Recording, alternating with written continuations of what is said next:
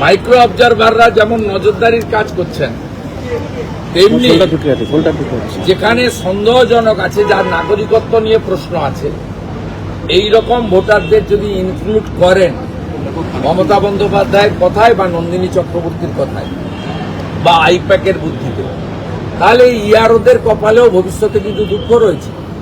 যে রাস্তাটা তৃণমূল কংগ্রেস এবং তার নেত্রী কলকাতাতে সুপ্রিম কোর্টে খুলে দিলেন, তার ফলে ফাইনাল ভোটার লিস্ট পরে সন্দেহজনক অবৈধ অনুপ্রবেশকারী, মূলত বাংলাদেশি মুসলিম এবং রোহিঙ্গা, এদের নাম যদি ভোটার তালিকায় থেকে যায়, 18 বছরের নিচে যদি কোনো লোকের নাম থেকে যায়, মৃত লোকের যদি নাম থেকে যায়, তার ফুল রেসপন্সিবিলিটি গোজ টু ইআরও।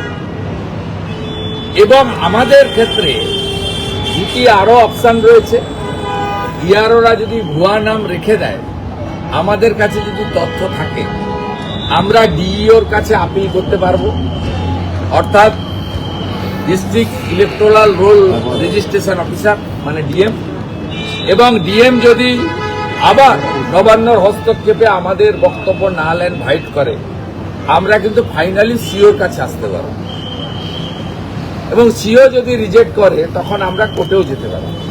অতএব যে মূল উদ্দেশ্য নিয়ে মমতা বন্দ্যোপাধ্যায়ের অভিযান, নাটক ড্রামা, এক শ্রেণীর সংবাদ মাধ্যমে বলা ইতিহাস তৈরি করলেন, সে কি ইতিহাস লোক দেখলো।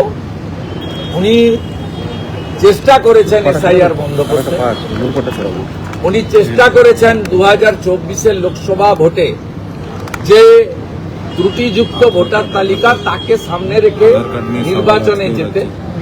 সেই উদ্দেশ্য তার এখন সফল হয়নি বলে আমার মনে হয়েছে, এবং এটাই হওয়া উচিত।